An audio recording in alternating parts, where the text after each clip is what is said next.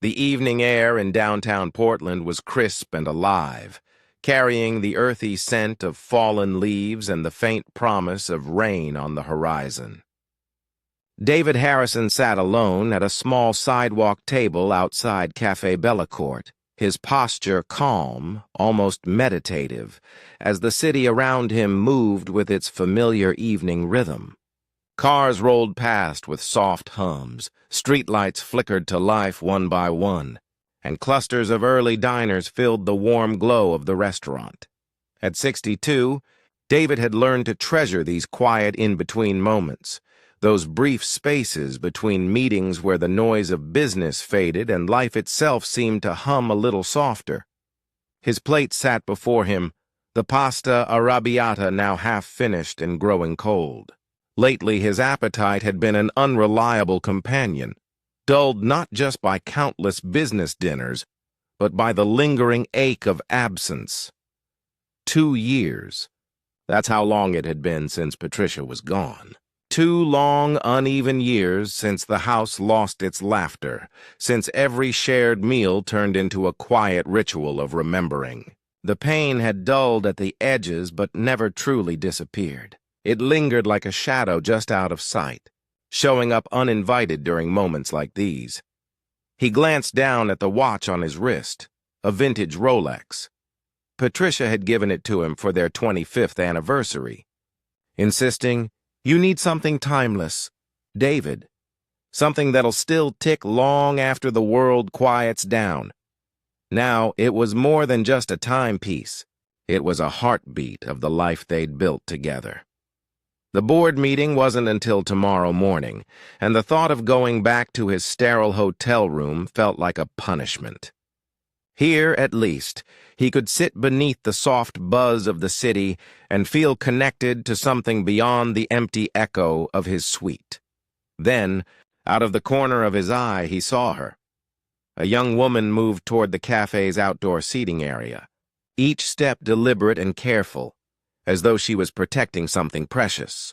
She held a small baby against her chest, wrapped snugly in a hand-knitted blanket that looked both old and loved. Her blonde hair was pulled back into a loose ponytail, and though her clothes were clean, they bore the unmistakable wear of someone who had been through hard days. David noticed the way she paused at the edge of the seating area, not rushing in, not begging, just standing there, scanning the diners with cautious hope. There was a kind of quiet dignity in her posture, like someone fighting to keep their pride intact even while the ground beneath them trembled. Their eyes met for the briefest moment. And in that instant, David saw more than just need. He saw strength, intelligence, a kind of unspoken story written in the lines of her face. She finally approached his table, her steps careful and respectful, stopping just far enough away to not intrude. "Excuse me, sir," she said softly, her voice steady but carrying a fragile edge. "I'm sorry to bother you, but I noticed you weren't finishing your meal. May I have your leftovers?" The words hung in the cool night air like a delicate thread between them.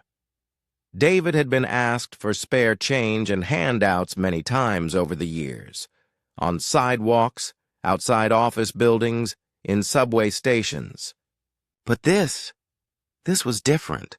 There was no demand in her tone, no manipulation, no act, just an honest, simple plea from someone who still carried their dignity like armor.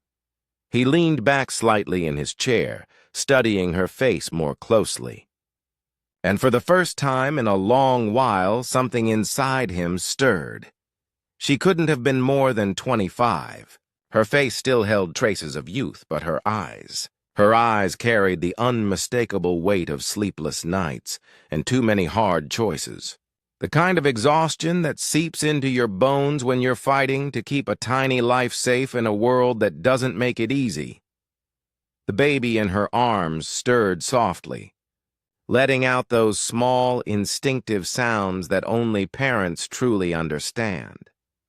A little whimper, a soft sigh, the language of need. "Of course," David said, pushing his chair back without a second thought. "Please." Would you like to sit down? Christina froze for a moment, as if she wasn't used to kindness arriving so effortlessly. I don't want to intrude on your evening, she murmured, her fingers unconsciously tightening around the baby.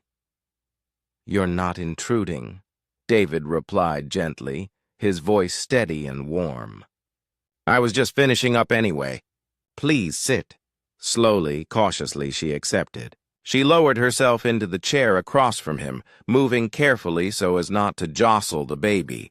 She adjusted the little bundle against her chest with the kind of practiced grace that only comes from many sleepless nights and a lot of quiet strength. The infant, tiny, fragile and wrapped snugly in that worn knitted blanket, couldn't have been more than 4 months old. Every so often her little fingers escaped the blanket, stretching into the cool night air as if reaching for the world itself. I'm David, he said, signaling to the waiter with a small wave. Christina, she replied softly. She glanced down at the baby with a faint, tired smile. And this is Lily. When the waiter arrived, David didn't hesitate. He ordered another full plate of pasta, a basket of warm bread, and a cup of tea. Then he turned back to Christina with a kindness that wasn't forced. It simply existed. The food here's pretty good, he said lightly. You shouldn't have to settle for leftovers. Christina's lips parted slightly as her eyes filled with tears. She tried to blink away.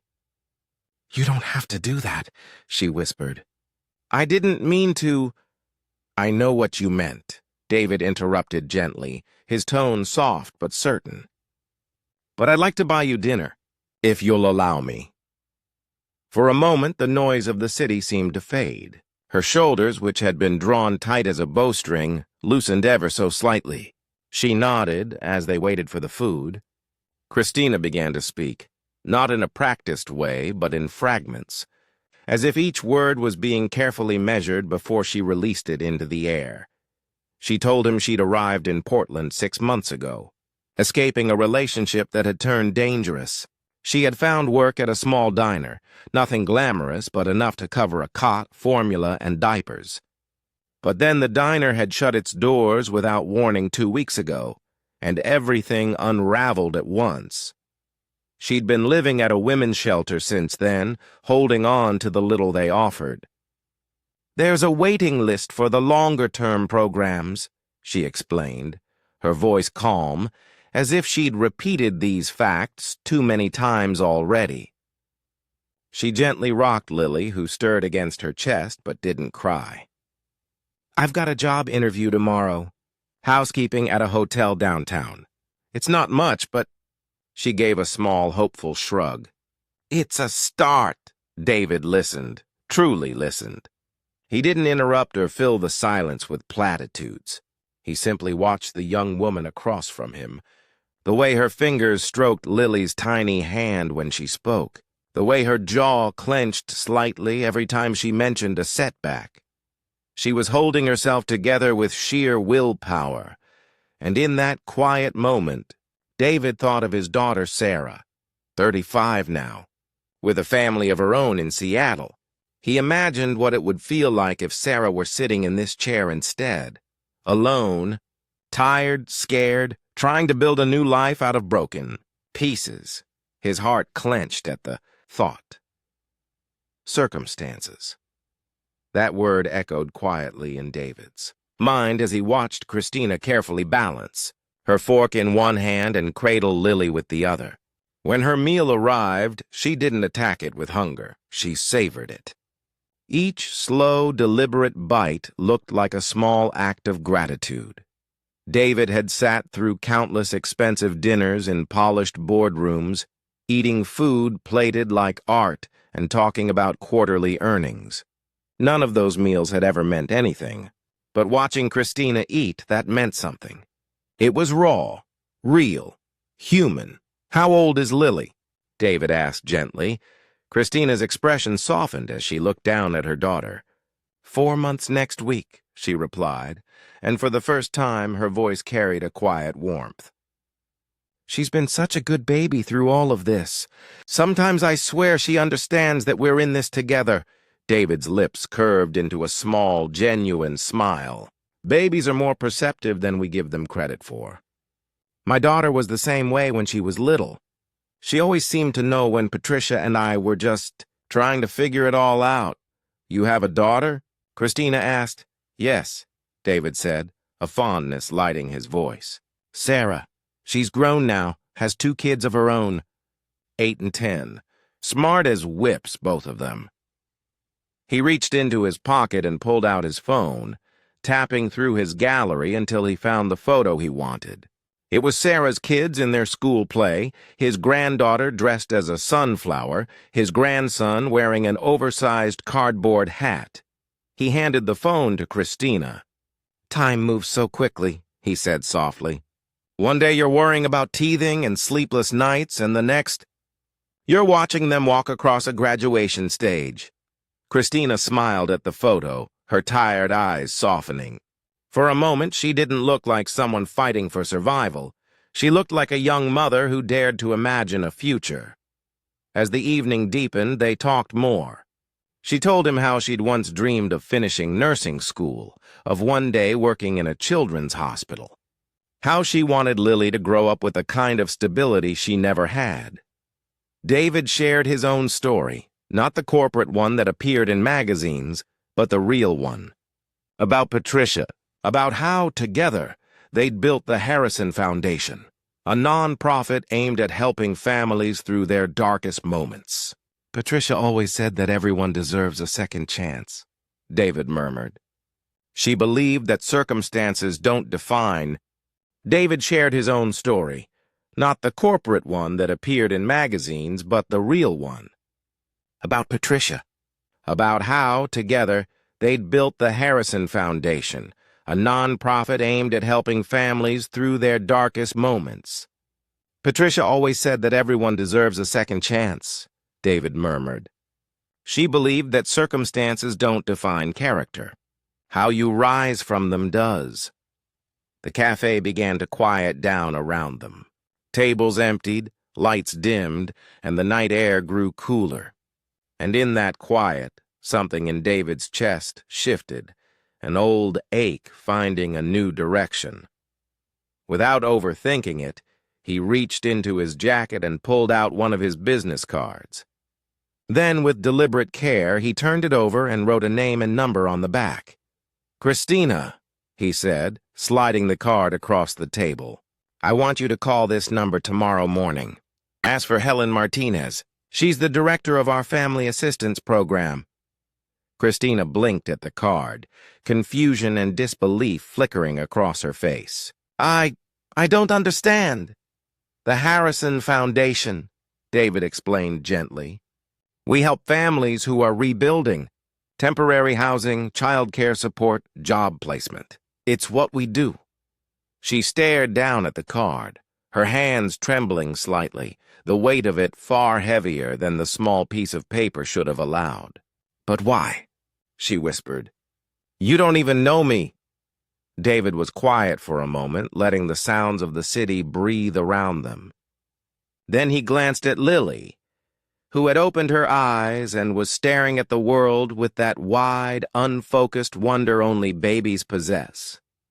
"Because," David said softly, "someone once believed in me when I needed it most. And because sometimes you don't have to know a person to know they deserve a chance." "Because 35 years ago," David said quietly, his eyes softening with memory, "my wife and I were just like you, young, broke, terrified. We had big dreams, but no money to back them up. And Sarah," he glanced at the Rolex on his wrist, the gift from Patricia. "Sarah was just a baby." His voice grew gentler, steadier, as the past rose up to meet the present. "A stranger helped us back then, not with pity, not with handouts, but with opportunity, with dignity." He paused, breathing in the cool night air, letting the weight of his own story settle between them. "His name was Mr. Kowalski. He gave me my first real job." He looked at me and saw something I didn't even know was there. He didn't just give me a paycheck, he gave me a future. And he taught me something I've never forgotten. Success isn't measured by what you achieve. It's measured by what you make possible for others. Christina's face crumpled as tears spilled freely down her cheeks now, no longer blinked away or hidden. I don't know what to say, she whispered. David leaned forward slightly, his voice warm and sure. Say you'll call Helen tomorrow. Say you'll let us help you get back on your feet. Christina nodded, clutching the business card like it was a lifeline. I will, she breathed. Thank you. As they stood, the night air wrapped around them, cool and soft. David watched her gather her few belongings, with the kind of quiet grace that comes from living every moment in service of someone else's survival. She checked Lily's blanket twice, smoothed her tiny hat, and adjusted the strap of the worn diaper bag on her shoulder. There was something profoundly moving about watching a young mother fight for her child with so much quiet strength. Love like that didn't fade in hardship. It burned brighter. Christina, David said as she turned to leave. That job interview tomorrow. What time is it? 10, she replied. At the Marriott downtown. David's lips lifted into a small, knowing smile. Tom Bradley's the general manager there. Old friend of mine. I'll give him a call tonight. Not to guarantee anything, he added quickly, raising a hand, but to make sure they see what I saw tonight. Someone with character. Someone who doesn't give up. Christina stood there for a heartbeat, stunned, then her eyes shimmered again. Not with fear this time, but with something softer. Hope. Thank you. Mr. Harrison, she said quietly. 6 months passed. One gray Tuesday morning, David arrived at his office and found a handwritten letter waiting on his desk. The return address was familiar. Christina Adams. He unfolded the letter carefully, the way one might open something fragile and precious. Inside was a photograph. Lily, now sitting up on her own, her tiny face split into a bright, toothless smile. The letter read, Mr. Harrison, I think about that evening outside the cafe often. I got the job at the Marriott. With the foundation's help, I moved into a small apartment near Lily's daycare. I'm taking evening classes toward my nursing degree. I never imagined life could feel this hopeful again. You showed me that asking for help isn't shameful, that accepting kindness isn't weakness. But mostly you showed me that there are still people in this world who see others as family, not strangers. I hope one day I can pass on what you gave me. Not just the practical help, but the reminder that we're all connected. That we all matter. Thank you. Christina and Lily. David sat back in his chair, the edges of the photo brushing against his fingertips. Slowly, he folded the letter and placed it in the top drawer of his desk, right next to the framed photo of Patricia.